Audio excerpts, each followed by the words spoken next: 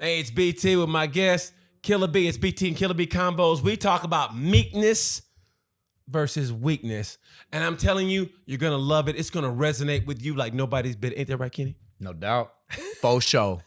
Motherfuck you. Enjoy this podcast. God. Hey, it's BT with Tales from a Gemini. Thank you so much for that. That was killing my ears. Tales from a Gemini. I got my boy. It's BT and Killa Bee Combos, as you know us. If I could have, honestly, like, you hit me up all the time, say, hey, man, we should do this. And I go, yes, Kenny. I'm always, whenever you hit me up with anything, I'm going, yes. I mean, I don't even know why you run it by me. Because it's always going to be a yes. I mean, because our energy is infectious. Yo. We provide edutainment. No doubt. And I don't even know why you could literally just come in and go, hey, look, meet me downtown and I would be here. I mean, I don't know why you hit me up, man. I show up in all black with a ski mask. He's like, nah. Not this time, bro. Actually, I would do it. Yeah. I mean, I would drive the getaway car. You have to do the hard work. I'm just driving the getaway car. I'll do the heavy lifting. We can get this work, bro. So, dude, I mean, I would. I mean, look at me. I'm a race car driver in my mind. I feel you. So next week at 3 a.m., let's get this work. Police, you didn't hear that.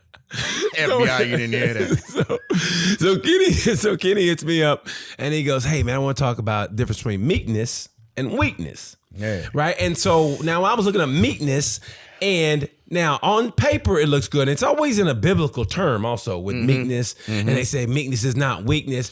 And honestly, that sounds great because it deals with humbleness and patience and being submissive and being, stuff like, let this person have their way. I'll, take a back seat, but at the same time, show them that like I could turn the other cheek. And that sounds good on paper. Yeah. But in the streets, it might be, it's a different story in the street. It with is. A K, streets. Let's just be honest. If you're in the streets and some of the principles of meekness, you try to apply the principles of meekness into the streets, it does come off as weakness. Yeah. So how do you approach this? So that's interesting. You brought up the Bible.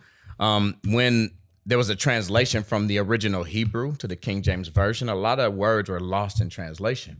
Right. So from what I recall, in the Hebrew, meekness it doesn't mean those that are not capable of violence. It means those that are capable but have it under control.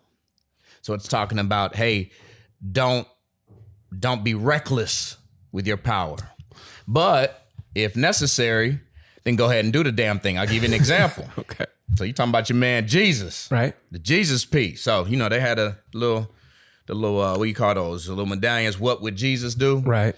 I'm gonna tell you, man, that boy flipped over the table in the synagogue. He flipped over the table because they was doing money exchanges in there and got a whip and beat them boys and ran them boys up out that temple. Jesus did that? Jesus, that's in that Bible. And that's why Jesus is black. That sounds like there something you my go, brother right? do, right? Yeah, Like, whoa. What y'all doing? What y'all doing? Hold my hair, baby. Right. Santa Claus too. He black too, girl.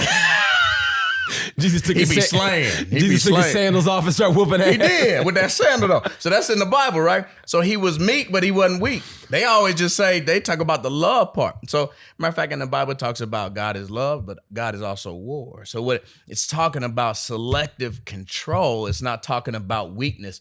Weakness is the lack of the capacity to impose violence, to regulate when you need to regulate, Right. Okay. So I'm trying to think about this. So how is weakness different from turning the other cheek? I mean, because they always talk about Jesus go, turn the other cheek, and it was all about love, like you just said, though. But how is that not weak when he goes, Jesus turned the other cheek, and he did this and that, and I go, so. It's situationally dependent, right? Oh, look at you coming back with that. There you go. So if you need to have it under control, every situation is not resolved with violence. So for instance, I'll give you an example. So primates, okay, why when we get an engagement, a disagreement, why do we first disagree with words? Then we'll elevate our voice. Then we escalate to posturing. Then we shove, and then we fight, and then we kill. Why do we go through those steps? Why don't we just kill the motherfucker when we pissed off? Well, you go to jail for one. There you go. Yeah. So why is that a consequence? Why do we make that rule? You feel me? Yeah, I mean, but you can't just go around killing people. And for somebody to take it that far, I mean, it's a lot for some people to even have one conflict, though. I mean, to get to that point, they might, but once it gets to a level of voices raising, they might go, you know what? And they'll shut down and either walk away from you. Sometimes, that's what happens. I mean, to get to a point of physical contact, sometimes it's like, that's almost enough. Or just even voices elevating, that's enough for people to go, okay, this is getting out of hand. I gotta leave. Which is all situational. So if you're in an argument, maybe it's not warranted. Hey, maybe it's not warranted that you do that. But if somebody starts fighting you, you didn't look for the fight, but the fight came to you. Right. So now I'm meek and I just get that ass whooped, right? Okay. Now motherfucker pull out a gun, I got to kill a motherfucker. So it's relevant now. So why do we go through those different levels of force escalation? Why don't we just jump to the top tier? So because in any social environment or infrastructure, you're gonna have a dominance hierarchy. You're gonna have leaders, and then there's gonna be a cascade of where people fall in. Now, how do we determine that? Well, we got to figure out that dominance. So when people first come together, we gotta navigate that. So we're gonna have disagreements. People are gonna volley for position. Without that infrastructure, everything's chaotic. So this is all subconscious. Most people aren't conscious of it. And that's where Jordan Peterson, which we'll talk about later, says even lobsters have dominance hierarchies. So now, how do we figure that out? So if I go killing everybody, right, we're a group. Now, if you look at, like, say, prison, right? Yeah. Ancient tribes. If there's 5 of us and 50 of them, we're probably gonna lose. Just facts, right? Yeah, so that's why you join gangs in prison. No 300 here. No, you feel me? Ain't no 300. We just gonna get slayed, right? Right. That's why Santa Claus was a black man. He be slaying. So anyway, so that being said, we need our numbers to survive. We're talking about on a very primal scale. Even in society, we need each other. So the fireman comes and puts out your fire. Right. The medic comes and handles medical. You handle the comedy. I handle the killing. You feel me? Right. I'm a Navy SEAL, right? So we need each other because we can't have all skills. So that being said, numbers matter. Now, if we resolve the conflict by violence in primal days, if I bit you and you got a gash, you probably get infected and die. There wasn't medical times like this. If I broke your bone in a fight, so when you fight, injuries happen, you probably couldn't hunt. So if I get rid of my numbers, so I was just telling a guy in jiu-jitsu, hey bro, you're hurting everybody you're training with. Dial it back a notch. You ain't gonna have no training partner. So how you gonna get better? If I injure the person that's essential for my group while we're just trying to figure out the order of things, I won't have a group to help me survive. So we have to have levels of engagement where we handle disagreements, where we handle challenges, right? Which is difficult, which requires strength. Handling challenge requires strength. We have to have levels of strength that don't escalate to the top, or else you won't have a group to work with. So there's different levels of strength versus, and that's why you need meekness, right? So you have to have meekness because you have to have relevant use of force. A relevant use of force. Okay, so is that, in a way, does it deal with society now and, like, say, the police? Exactly. Have a relevant use of force, or supposedly have a relevant use of force? So that used to be called the use of force continuum, and it was built like a pyramid. Okay. Now it was just called use of force, and it went from the lowest to the highest, and it didn't really go both ways. Okay. Now it's called relevant use of control. So controlling the scenario. Okay. So it's necessary. So it's a relevant use of necessary force, relevant use of reasonable or necessary force. So if you pull out a gun, and I pull out my gun, if you put it down, say, okay, I don't need to shoot you, it's no longer relevant.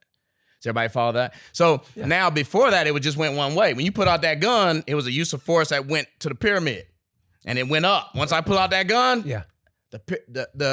the archetype of that only was one direction. Okay. So once I pulled out that gun, I was shooting a motherfucker. You feel me? So now that level of power wasn't relevant to the whole situation. Okay. So that's why you have to have meekness. So meekness is the capacity to have power to do violence to regulate, like Nate Dogg, regulators. You feel me? Mount up, right? And it's the power to do that relevant to the scenario. So meekness is talking about the relevant use of power, not the lack of power. What if you have a lot of alpha dogs in the same? Okay, let's like a football team. Yep. That's nothing but alpha males on alpha male, or even you guys with the SEALs. There you go. You have to be an alpha male. You can't be like, yeah, man, let's just go in and like take over this country, bro. There you go. It's a lot of alpha males. So how do you decide who's the alpha male of the alpha males, and how do we make this, like you said, relevant use of power? That's why you have different levels of capacity to navigate the challenge of figuring out who's the top dog. How do you do that? So it might start off with words. It might escalate. You might raise voices. You might engage in in wrestling. You'll have a wrestle off. Well, that's physical confrontation. So you're trying to determine who's going to wrestle at 150, right? So now you can say, well, I deserve it better. You go, no, I deserve it better. No, I deserve it. Hey, wrestle off. Now it's physical. But I don't DDT you and break your neck.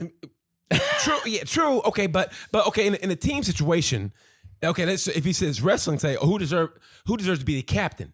Now, is the captain the one who has the most wins, or everybody listens to, or they go, that's the dude that we're following because of what? I mean, because like I said, they're all alpha males, and especially in a football situation, I think they relegate that to the quarterback. Yep. But you can't tell me that the Baltimore Ravens didn't have Ray Lewis as the. To me, he was the ultimate leader. He was the ultimate alpha male, and there were a lot of, especially in football. Football is a great example. To me, wrestling is relegated because of weight classes, and like you said, a wrestle off.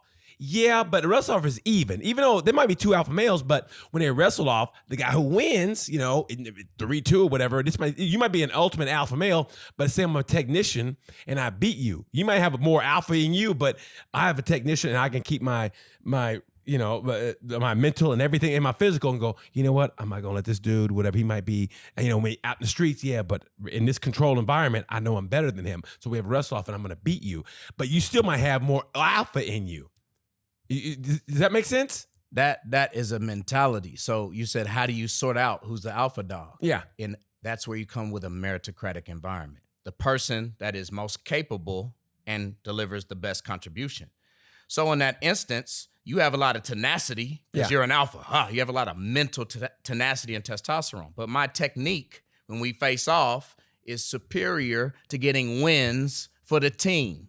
So my competency of technique is superior to getting wins for the whole squad overall versus your tenacity. In another scenario, it might play out that your tenacity ends up getting more wins. So when we wrestle off, maybe this person's tenacity beats the technician. What's the bottom line? What serves the squad best? But it has to be done with levels of control. We can't wreck each other. So that's where meekness versus weakness. Like I could have you in a suplex when we do the wrestle off and not choose the DDT. You could snap me up and then be like, all right. And they like, he got him, bro. And then we call it. That's meekness. I had the capacity to slam you and really prove that I was the alpha dog and just end all competition by snapping your motherfucking neck. But I'm going to be meek right now. I'm going to turn the other cheek. That's what it means. I have the capacity, but I'm not going to do that because that doesn't serve the squad better. That's where meekness comes in. So meekness is when you control your capacity for regulatory violence to serve the squad in a greater capacity, even though I could fuck you up. I love, you always kill me because you break it down to the street level, which is what I love about it. I don't know if you remember Dennis Miller, the comedian, it was back in the, I think, late 80s, early 90s. Anyway, he was a brilliant comic, but he'd say words that were just like, what is he talking about? Yeah. But then he'd bring it down to this level, and that's what you do. Because I'm following you like, what? And then you bring it down to, I could fuck you up. Yeah. And that's where you get me. That's where you captivate me, because I'm trying to follow you like, what are you talking about, Willis? Yeah. Okay, so, how does that work, like, say, in a relationship? Say, like, whatever relationship you're in, let's just say man and woman relationship, how you get in arguments or whatever. How does that work then? Like, how do you say, I'm not gonna be her stepping stone, I'm gonna stand up for myself, but how do you be meek but not be like weak? Because women hate weak men. Yep. I don't care what they say about this new generation, whatever. Women hate a weak man. Nothing a woman hates in a weak ass man. But how do you regulate that within the confines of a relationship? Oh, that's good. So again, it's all about, I have a saying when I'm teaching tactical, don't be right, be relevant. So a lot of times when you argue, you just argue to be right. Yes. But you're not relevant. So you give me new information and I'm not listening because I'm just trying to prove my point and I don't get the new information. And then we just argue about nothing. And then when you sleep on it and then get up, you're like, damn, what was we arguing about? That was dumb. And then I hear what she's saying, right? But if you're relevant, that means I keep an open mind. So intelligence is primarily indicated in psychology by openness, meaning I'm open to receive new information. So being right is way more important than being relevant. Now I'm going to use the relevant amount of engagement in relationship to what? So you got to have a reference point. Okay. So the reference point is what serves the team best. That's the bottom of the fucking line. What serves our relationship best? Is me being right on this topic better? Or is me being relevant to this end game that's better for us better? That's the thing we're after. So now, if I'm absolutely like, no, I'm going back in the store. No, there's a shootout in the store. So a situation happened with my mom, and she's like, hey, my car's broke down. I'm going to just stay here with my car. I'm like, no, you're not, Ma. I was like, she's like, well, I got valuable stuff here. I was like, if you stay with the car, I'm not staying out here all night because I got to go home, and you're coming with me. She's like, well, no, I'm staying with my stuff. I'm like, no, you're not. Because if somebody comes and you're trying to protect your stuff, they're going to hurt you and the stuff. Right. And I'm like, no, you're absolutely not. And it got hit into a heated debate. But that was worth it because the end game is the survivability of my mother. Beautiful. Okay, so how did that work out? Eventually it worked out in my favor because she saw the end game of survivability. You see what I'm saying? Yes, I do. But I didn't back off. Now I didn't start cussing my motherfucking mama out. Because my mama gonna get that sandal. Because I know you're here. And then break my, I'd be gone, decimated, defecated. Nigga. Where's Kenny? And there's yellow tape in front of your door. With the little chalk outline, nigga. With the little rerun chalk outline. You feel me? But I went back down though, bro, because, hey, Ma, you gonna make me have to, it's gonna be some chalk lines either way. Because if they hurt you, I'm gonna make some chalk line. You feel me? But if I cuss my mama out, she gonna hit me with that flip-flop. Exactly. You feel me? Yeah, okay, so. Black women be wearing heels. That heel would have I've been done, bro. Feel me? Hit me with the church fan. Slap. Yeah. Okay, so that is a perfect example. That's a great example, by the way, because I think your mom, like you said, saw the end game and at the fact that you're her son and you actually stood up for it, which made her probably go, okay, he's probably right because he's standing up and I know my son, so maybe I should listen to him. Yeah. Okay, so maybe in the confines of a relationship, which is a little bit different. Yeah. If you're in a relationship, and you know how it can be, you know, when they start arguing back and forth, how do you make somebody see that if they're just arguing to argue and you're trying to see the relevance of it and trying to make them see the relevance of it?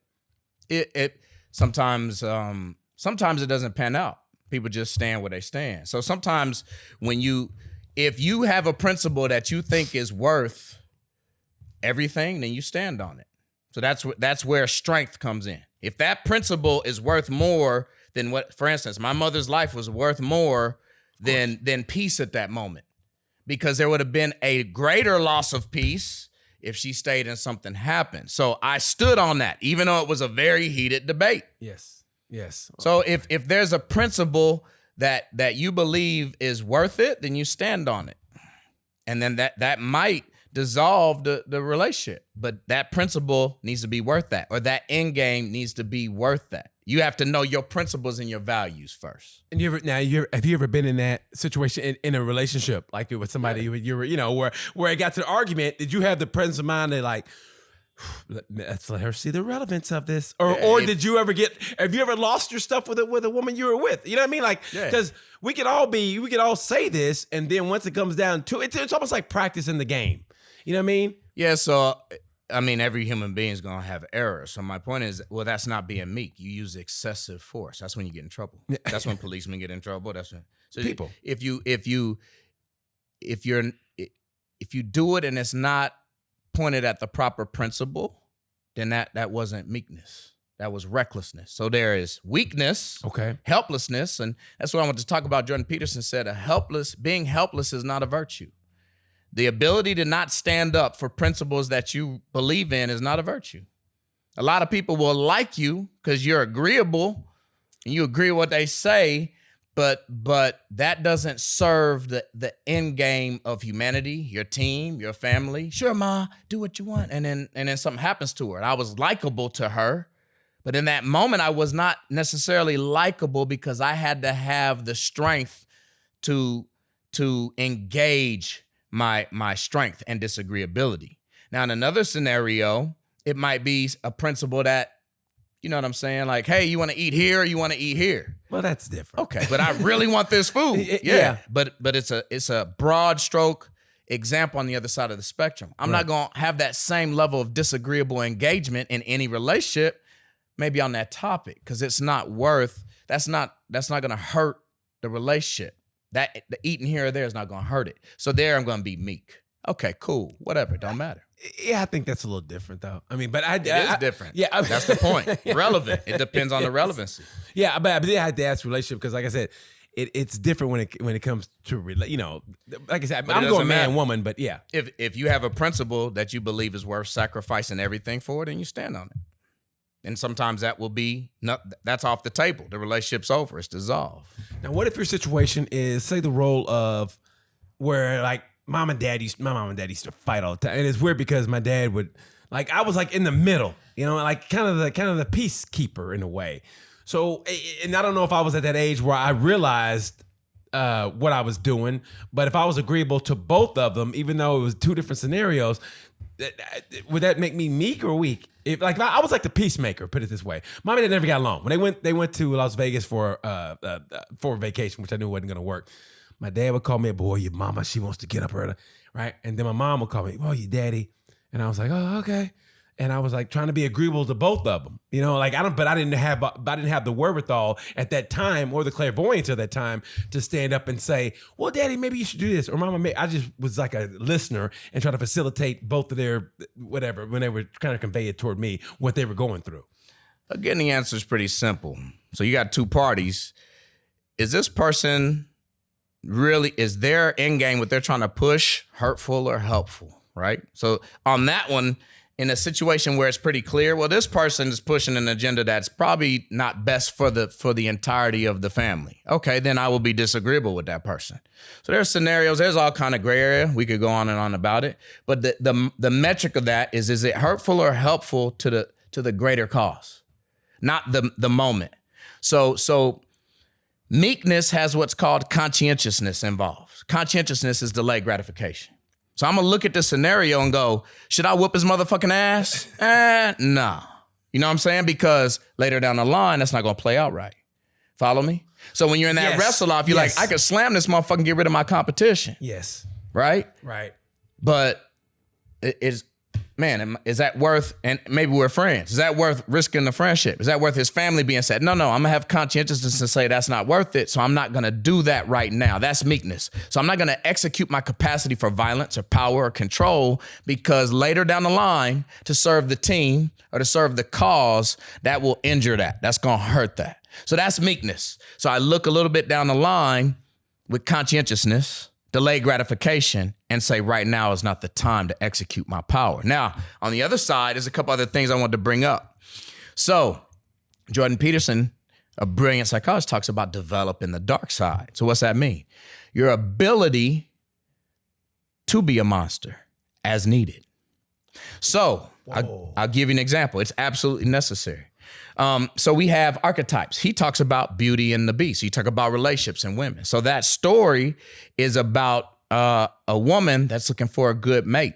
So you have a narcissistic psychopath, the other guy, I forget his name. Yeah. And he's all about himself and he's got a bunch of yes men around him and she won't fuck with him.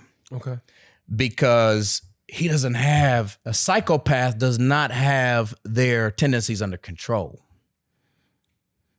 They're off. They're always gonna act out in a manner that is not better for the end game, right? That's a psychopath. Now check it out. Now she ends up with the beast who has the capacity for violence, but he can also be reciprocating in love, compassion, and he can be compassionate, but if it's necessary to fight the psychopath, he can turn on that beast. So you see that over and over where the queen gets him in those Disney stores and then he turns into whatever animal into a prince. He's got the capacity for both. So that's why you practice. You got to be comfortable with your dark side because the world is a wicked place and there's a lot of evil. Yes, it is. Not to get off the path where you're on now, which I think is beautiful, by the way. I love that. Is in a way what we were just talking about is, say you had a family and they meant the world to you, and say you went out to the store to get something, and for some reason somebody goes, "Hey man," and they try to fight you, and you realize I would kill this dude, and he's saying all this shit to you, but you walk away knowing you could fuck this dude up. You go, "I'm gonna walk away because I have so much more to lose if I do, because if I hit him, he hits his head, boom, and he dies. I go to prison. My wife, my kid, they're out now." That's meekness. Okay, yeah, okay, So, I'm saying that's meekness. I right? literally walked out from my gym, and then somebody, it was in a strange context, said the N word to me. Out in my spot, right behind my spot. So really, everybody looked at me like, "What's he gonna do?" So I got up and I walked off. So this dude followed me, and he goes, "Bro," he goes, "You're the only guy that can whoop that motherfucker's ass. You do all kind of martial arts and this and that. Why you ain't whoop his motherfucking ass for saying the N word?" And I go, "Well, it's not relevant to me. It's not accurate. So it doesn't even apply." And he goes, there's no reason. It's not worth it. The juice ain't worth the squeeze, bro. So I do that. First of all, that is not a proper description of my person. Right. And if I do that, what's the end game?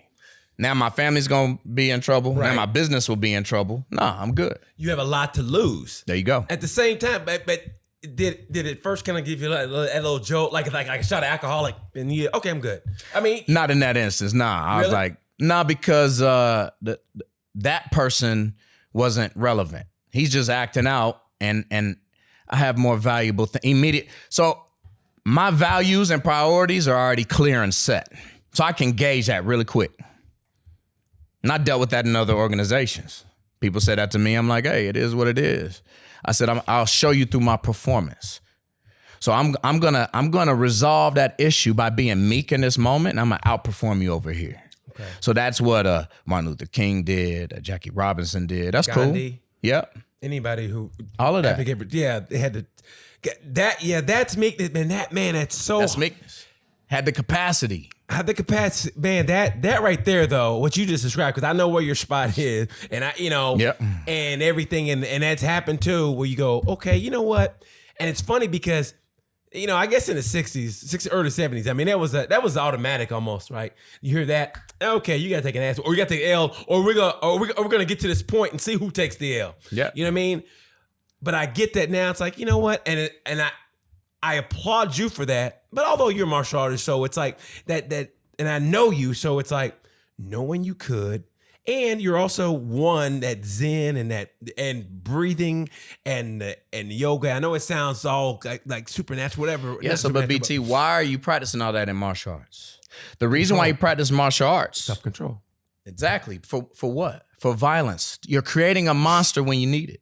When you so need what you it. do is yes. You start off in most martial arts. You start off with a ready position and then a fighting stance. That is a state transformation. I'm calm and cool, I'm meek, but within I have the capacity. Now at this point, I turn it on, the monster.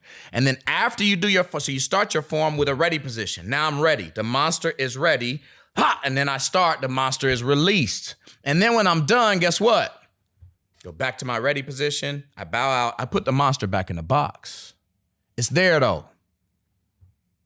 Follow me? Yeah, so, of course. So I am docile but never domesticated. Oh, this dude, that is beautiful. You feel me? Yes, I do. I love when that light bulb hits when I'm talking to you. I love it, and what you're saying is, and this might sound like it's taking a different direction, but I think what you're teaching now should be taught in schools. And for me, and I don't want anybody to take this the wrong way, but I just think inner city schools need that. Schools, period, need that, but I think inner city schools definitely need that. You need to teach the kids that, like, hey, this is going to help you on down the line.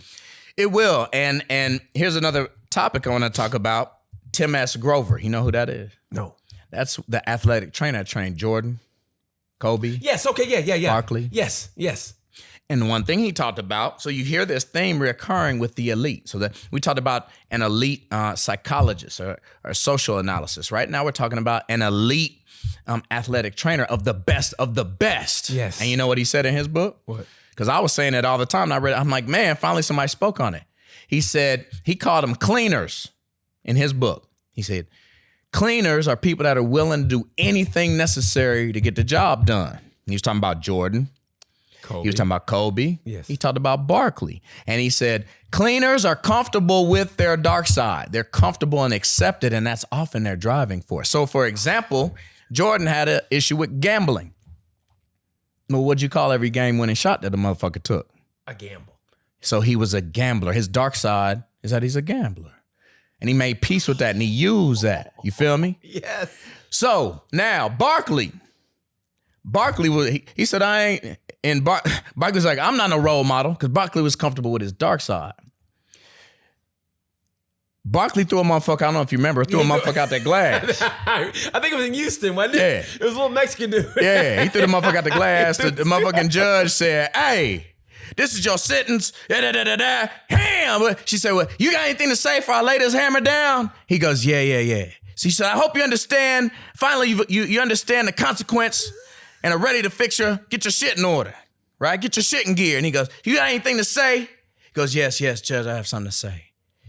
He said, I do apologize that I threw this man out the first story window.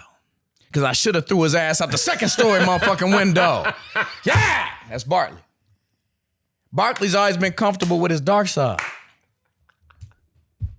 So Tim S. Grover, he said there's certain people I wouldn't train. And this is not my words, but in his book, he said I would never train LeBron. I would never train AI. AI wouldn't show up for practice. He was talented, but he wasn't willing to do everything that it took. He also trained Dwayne Wade. Okay, but why not LeBron? Why not LeBron, though? He said they weren't willing to do whatever it took. He's so busy trying to, and that's kind of like, another example in another sport is like John Jones. He got that dark side. He be partying doing cocaine right before the fight. Yes. He's a little bit comfortable. And there's a guy named Chael Sonnen. He said, man, but he keeps trying to act like Ephesians 3:36. He keeps trying to do Bible quote. He like, bro, come on, man. You a heel. Yeah. Accept your dark side. That's what makes you who you are. Now, he's saying let that go and accept that dark side is what makes you this talented cat. Now, that being said, you need to have that under full control. That's what martial arts is teaching. It can't be right. So there's weakness. Weakness is not a virtue. Helplessness is not a virtue. When challenges arise, you can't face them. If somebody tries to rob you and your family, you're helpless. That is not a virtue. Meekness is when you have delayed gratification or discretion, your ability to decide, does this serve the end game? Does this serve the greater cause or not? But you have the monster within. And recklessness is when the monster can't be put back in the box. That doesn't serve the end game because you open Pandora's box, Tasmanian devil. Yes! You just fucking everything up. You feel me? Fuck we doing here, man? You feel me? Don't nobody like to be around a reckless motherfucker. So I want to talk about what other point here. So in the SEAL teams, we have a saying. In order to kill a monster, you have to be a monster. This is just true in life. In order to stop a hacker, you have to be a hacker. Now, what they call it, white hat hacking. Why?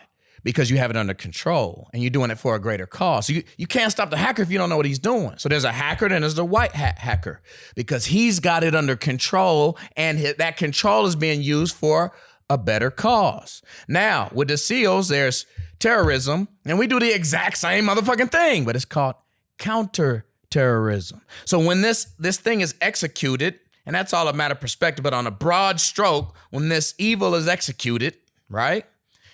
Then we release the monster, we execute, and I come back home. But I'm not walking around shooting motherfuckers in the face and slitting throats on a regular basis. You follow me? Yes. So you have to be a monster to kill a monster. And that's what Tim S. Grover's saying. That's what Jordan Peterson, you have to have the monster within. That's meekness. Weakness is when you don't have the monster. Recklessness, that's the movie John Rambo. Boy just went a-ham.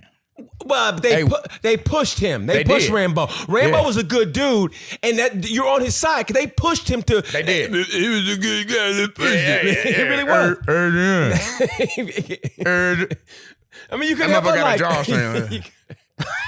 You couldn't help but like. He went to go see his black friend. Yep. Remember? And his black friend was killed. He was all depressed. And that cop just kept pushing and pushing. And then his monster got released. And you didn't feel bad for that cop one bit. So, and that's kind of to the point. So one other thing I want to talk about. There's a thing. Rails, I'm sorry. No. I'm just hitting these key points for our listeners out here. A weak man or a helpless man is not a good man. Jordan Peters. A weak man or a helpless man is not a good man. A good man is a very violent man that has it under control. I love that. I love that. Yes. So he's docile, but don't get it twisted. Just because I'm light-skinned don't mean I'm domesticated, nigga. You can get, I don't have an OnlyFans page. I got an OnlyHands page, homie. You can visit my OnlyHands page, cuz. For real. You feel what I'm saying, cuz? Man, we got it. I'm not gonna lie, man. I want to take a TO on that one. That would kill me. Y'all don't have an OnlyFans. That's a little bit. So in the SEAL teams, we have a word for that. In order to be a monster, you have to be a monster. That's true. So the weakness means you don't have the monster within. Now you need to develop and train that monster. So that's what you're doing when you do wrestling. Okay, before that, so there was an old Looney Tunes cartoon, bro. I don't know if you remember this, but it was actually probably kind of prejudiced. Them old Looney Tunes cartoons. They are racist. They're racist as fuck. So they had a dude that was like some type of animal, but he was brown skinned, and there was a bell that would go off, and he'll say, "Bing," and he'd be like, "Yes, a balls," and he'd be like, "Bing," and he go, like, "Bing," and he'd be like, "Okay, balls." It was racist to the motherfucker. Point is, that motherfucker, when that bell went off, the monster came out. Yes. So we have to be like that, but we control the bell. Relevant to what? A good cause of a long-term end game. Not reactionary. Responsible. So reaction is when the situation controls you. Response is when you are in control of the situation. So if I need, and that's where we talk about reasonable and necessary use of control with law enforcement. So for this end game, I need to have a proper response in relationship to an end game that serves the people better. When you don't do that, that's called reckless use of force, use of aggression, use of words, right? So now, one more thing I wanted to point out here.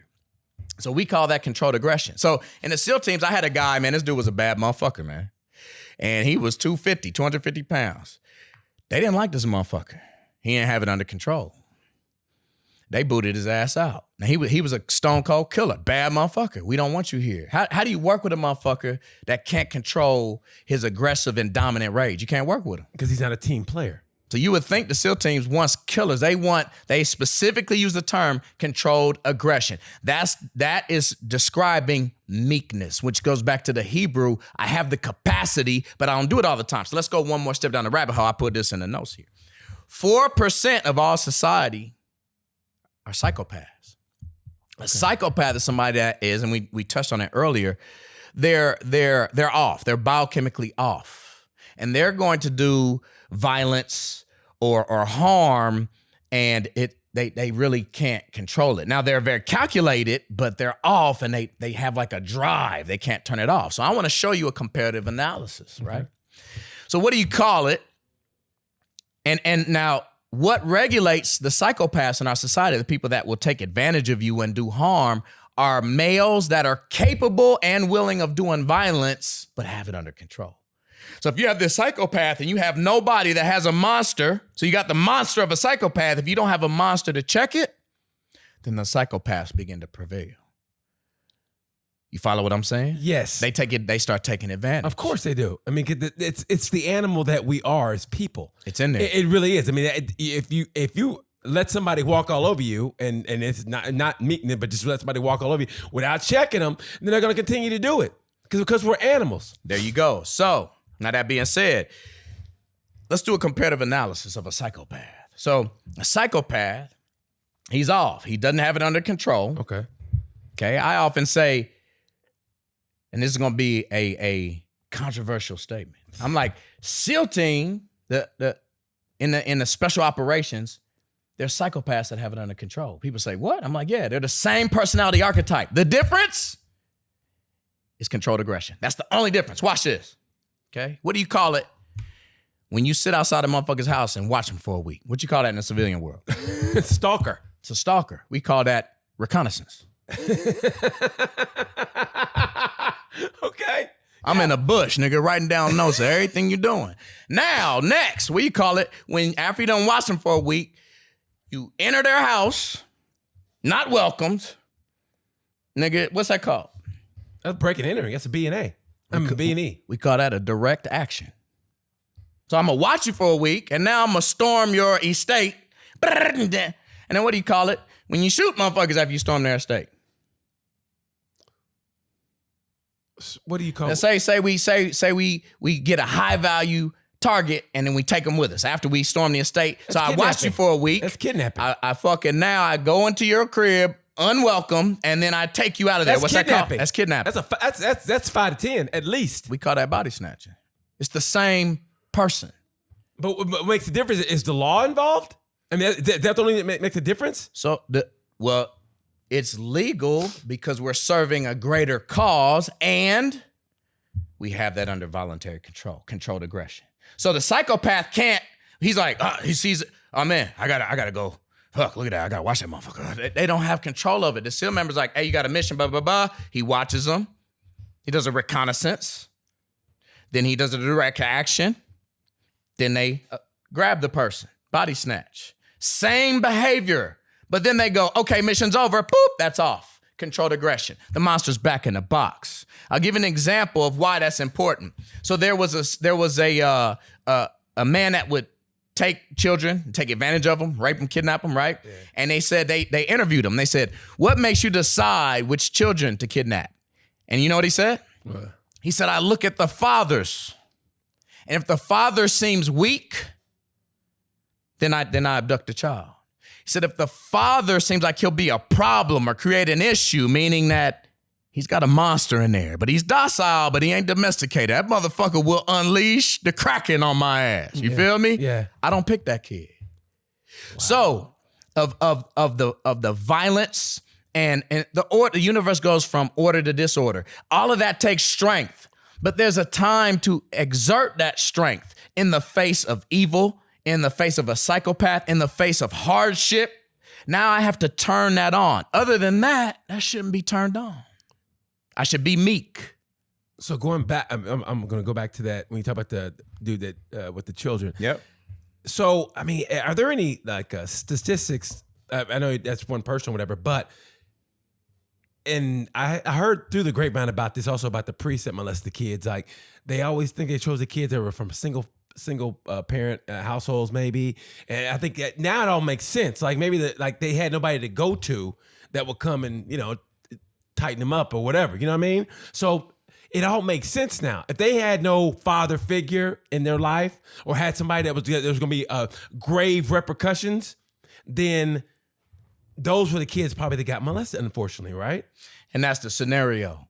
If you, man, woman, doesn't matter who you are, white, black, any race, any nationality, you need to develop the monster and use it relevantly. And that's what Tim S. Grover's talking about. That's what Jordan Peterson's talking about. And that's what the SEAL team's talking about. The only way to kill a monster is to be a monster. But we want you to have controlled aggression, because if you don't, you're a psychopath. We got all the same behaviors, right, but it's under full control for the right end game.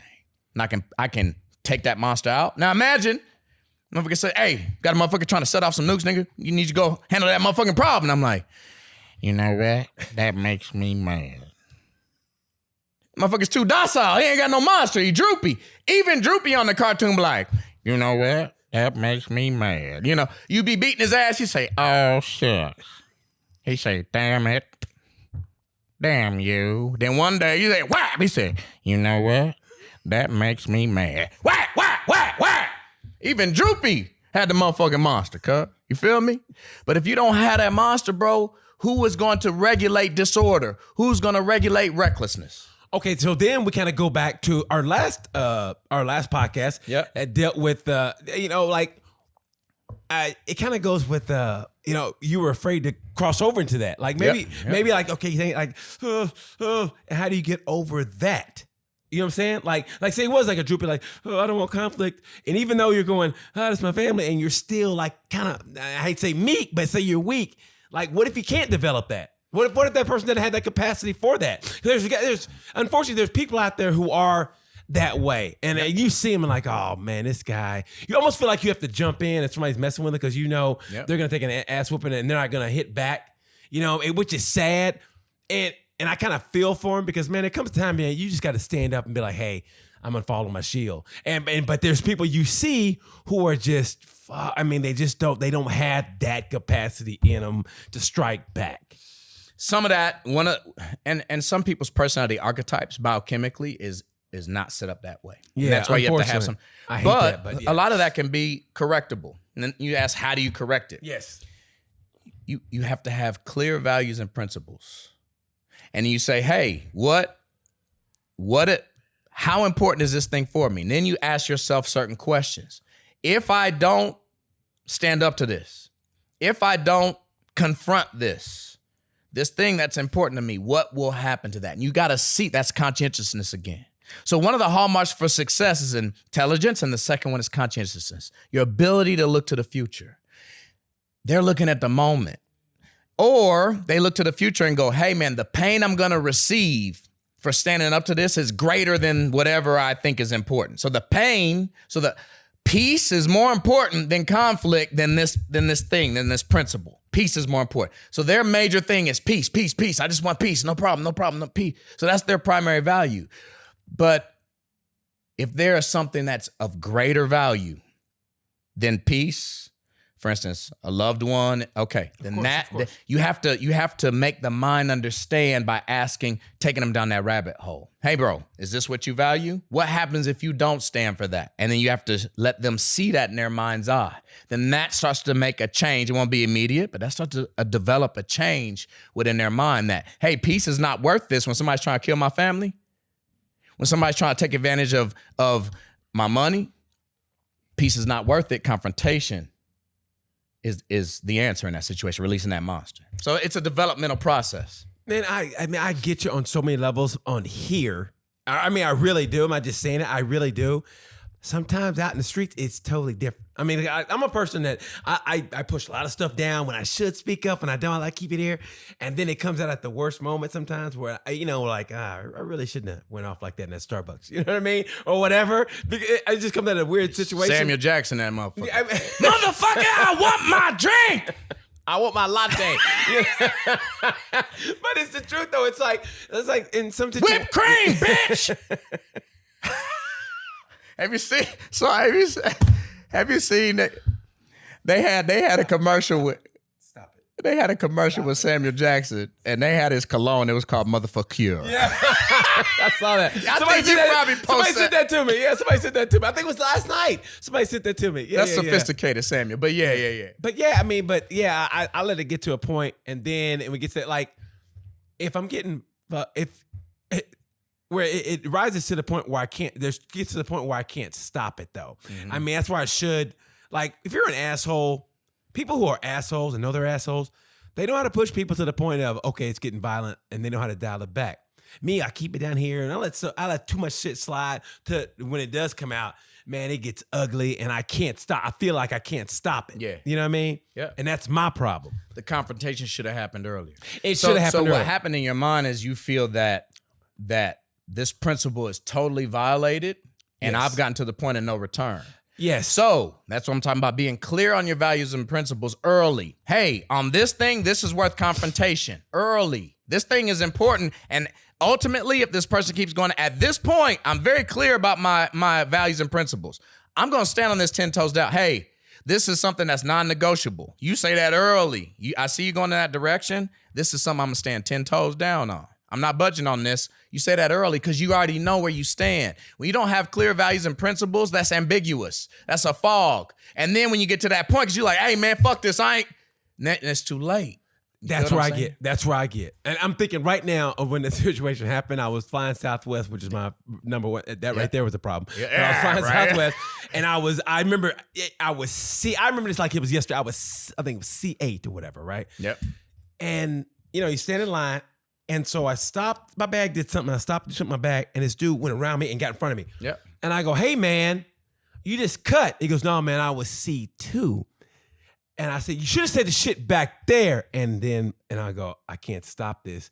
And it's 5 o'clock in the morning to the point I go, hey, man. And I got, like, this is his neck. And I go, hey, man, you should have said it. And people are turning around and looking. I'm like, oh, God. And I literally feel myself. I can't stop it. I'm going, oh, man. Yeah. And I go, look, man. And then finally some dude had the clairvoyance to go, hey, man, we're all flying to the same place. And that was what stopped me. Yeah. With that dude, and thank God for that dude, because man, I was getting to the point. It was the point of no return. And even though, but that happened, it wasn't a situation where I could have stopped in it. I mean, it happened so quick that I didn't have a chance to like, it happened like that, and that's when I just somebody violated one of your principles that you were willing to go to the death for. Yeah. But you gotta be clear on what those principles. So for instance, when I'm training, so I teach combatives internationally and things like that. Yes. The reasonable and necessary use of control has to have very clear metrics. When A happens, this is deadly force. If he tries to grab my gun, I can that's deadly force. If he pulls out a knife and he's this close. Yes. So there's very clear metrics of reasonable use of control and deadly force. Follow that? Same thing for a SEAL team with a mission. A, if this happens, engage. If this happens, disengage. The mission is clear. Now, stuff can get ambiguous, but the major hallmarkers of what's hey, at this point, the mission's botched. Get out of there. Too many men died. There's no reason for more men to die. Disengage. Hey, bro, at this point, we're trying to go in silent, get somebody. Hey, if a motherfucker opens fire, and go ahead and engage. If the primary package, the person that the hostage we're trying to rescue, they're gonna fire on them, go ahead and engage. You follow what I'm saying? Yes. So that the values, the principles, the metrics are very clear. So as you need to make your metrics of your values and principles very clear. So a situation that you had there is a value or a principle or a metric that you haven't quite made clear because you're like, I don't know why that happened. So now you got to sit down with yourself and what was it that was violated? Respect? If somebody violates my respect, yes, I'm going to kill a motherfucker. Motherfucker. I'm going to spray that cologne. Feel me? So you got to find that mission metric. You can't just be spraying motherfucker. The shit smell good, but there's a point like strippers where you put too much of the shit on, the shit stink. You understand what I'm saying, bro? Like you covering up. I must spray that motherfucker on you. You covering up with some ass. You know that motherfuckers be smelling all sweaty and shit and sprayed. Like, bro, you can't cover up that much stank with the motherfucker. You feel me? You break it down. Like I said, you break it down to the point everybody can understand this the shit. stink is you not being clear on your metrics. Yes. So there's a couple stinks we talking about here. Weakness, which is you don't have the ability. You ain't got no cologne, but you got BO. Nigga, that's wrong. That's weakness. Yeah. I don't have the ability to do nothing about the smell. Right? Right. Then, okay, what is meekness? Okay, I could wash up. You remember that thing with Jamie Foxx? He said he got on the plane. He said, I got on the plane to Africa, and he was like, man, something was stinking in this. He said, man, this motherfucker didn't have no deodorant. He said, motherfucker, you stink. He said, motherfucker, you stink. You remember that? Yeah. So now I have the ability to clean, but I'm working out, man. I'm not going to keep putting on deodorant in the middle of a workout. But I got the ability, if I stink, after I get done, I'm going to put on this deodorant. Okay, that's meekness. I ain't going to put it on now. I'm going to put on. Then there's just reckless. You the stripper. You stank. You need to go wash up, but you spraying motherfucker over the stank. That's reckless. Go wash up. Go wash your ass. Feel me? Feel what I'm saying? God damn, I swear to God, man. Oh, I live for these. I'm not gonna lie. I live for these, man. I don't think I'm more focused. Listen to you talk, trying to keep up, and then you break it down there. I go, okay, to a stinky stripper. Who can't relate to that? But in real life, even Nikolai, I know what you're talking about. I will hit you full bore. I've been in Siberia with a metal pipe, without remorse. I don't think our people know our sound dude, man. Our technician, he's from Russia. We think he's a spy. He's never said no. No. He just goes, you guys are so funny. Anyway. Don't fuck with the Russians. Vladimir, I think the black guys know, but no one listens to them anyway. They are irrelevant. Doesn't matter. Dude, I love this. These black guys are number one bullshit. But their music is incredible. Actually, I had a friend, bro. He's from Russia, and he said they listen to a lot of the same music. He was like, brother, they listen to, bro, he was saying, you know, older me, 50 Cent. He's like, brother, they dress like, he was like, brother, he's like, they dress like black people. Dude, you'd be amazed. The whole world knows. They just don't listen to us when it comes to other shit. But, I mean, we basically rule, kind of like women. They rule the world, but they don't. You know what I mean? Like, our body's our choice. And our government goes, nah, not so fast. But it's the same thing with black people. It's like, we set the trends for everything. And then they come to listen to us in reparations. They go, yeah, maybe not. Not today, tomorrow. In a minute, man. In a minute. Get some fried chicken on. Yeah. And some free motherfucker. Hey, but because I already know, we be here all day. Check it out. So here's a saying that talks about meekness and weakness, and it doesn't apply. This is the saying, and I'm gonna say it one way, and I'll say it another way. Okay. Strong men make good times. Whoa, say that for the back row. Here's a whole saying. Strong men make good times. Good times make weak men. Weak men make bad times. Bad times make strong men, and it's cycles. But you can also just replace that with people. So that's the saying, right? Okay. So check it out. Strong people make good times. Good times, motherfuckers get soft, make weak people. Weak people make bad times.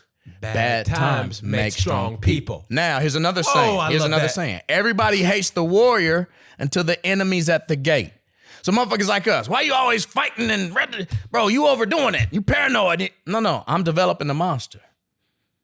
So in our coddle culture to this day, if you overly masculine, if you over vigilant, hey man, you toxic, you doing too much. No. Everybody hates the warrior till the enemy's at the gate. When that time happens, hey man, where's that dude at?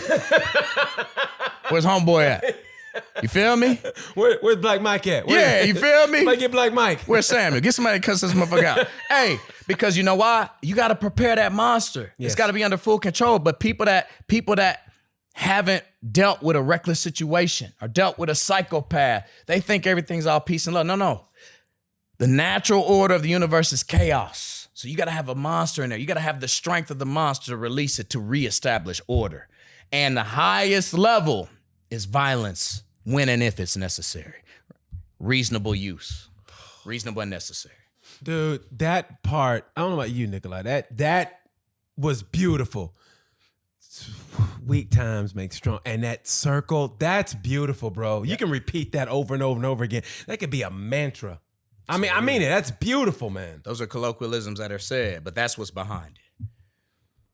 So when you get weak, you get too comfortable, you get too helpless. Yes. And that if you think about that, that relates to everything in society. I mean, I think for some reason, I don't know why, but we're talking about the civil rights movement. And like, I think we got the right to vote and it's that. So we thought, all right. And then after that, we didn't get anything else and we got weak and we got soft and we let a lot of stuff slide. And all of a sudden we're almost back to square one. Yep. And it's like, shit, we got to fight for this shit again. And that's why it's a vicious circle. It's a vicious circle. There you go. I mean, honestly, it's like, but then that gets a little deeper into something else I don't want to get into, but still. So then there's one last saying. It's better to be the warrior in the garden than the gardener in the war. What's that mean? You need to have that monster ready. So it's peace times right now, but I stay ready. I don't get ready. When that motherfucker show up, when conflict shows up, I don't get ready, nigga, I stay ready. And that's where black people say, I wish a motherfucker would. Because they stayed ready. Stay ready. Develop that monster, baby. And that's the saying. I used to say to myself all the time, I said, the best way to stay in shape is don't get out of shape. Man, that's the worst. And that's, getting back in shape is the worst. I said, the best way is, because you're training camp or, in wrestling, you got to get back in shape. I go, hey, man, just don't get out of shape. Yeah. Stay, like you say, stay ready. My dad did that. We used to walk about 5 miles. Yeah. And the last 100 yards, we'd sprint. So my dad was like, I think the last time we walked together, man.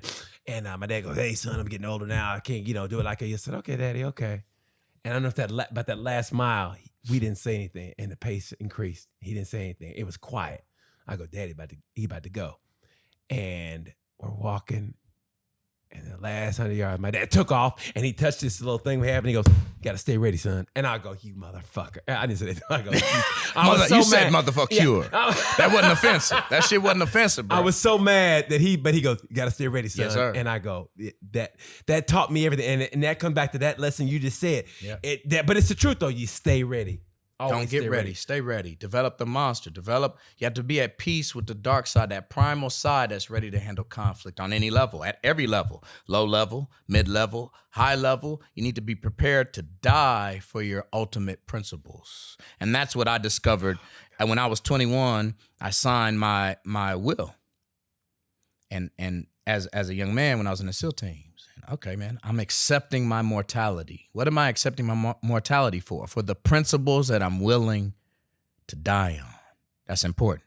You need to be clear about the metrics of your morality. And you need to be clear about the principles that you're willing to pay for with your life. And that'll orchestrate when you really, and then you need to develop that monster. And that'll orchestrate. That'll take you from weakness to meekness and keep you from becoming reckless with your power. God damn, man. Wow. I mean, I always learn from you, brother. That's what I love about you. No, I learn from you too, bro. What I just say, I always say, I'm just a facility. I'm the point guard that gives you the ball.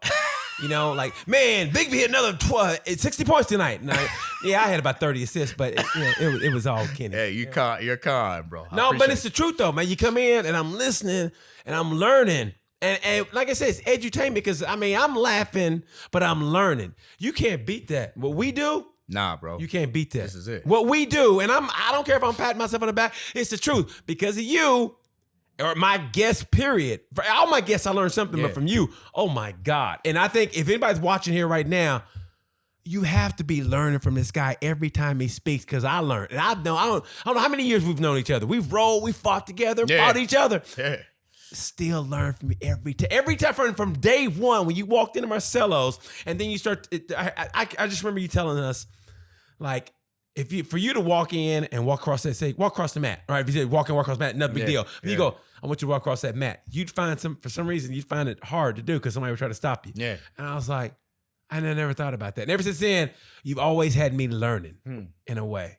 God damn, Kenny. We grow together, brother. Because people are deceived because you're a comedian by nature, but I'm like, bro, that man, he got depth on his ass, bro. Not like you, bro. You like Dick Doug, bro. You like Dick Doug. Shit, you get deep. I mean, you throw a canary down your thoughts and be like, whoa, he ain't coming back. Canary's like, how do I get out this motherfucker?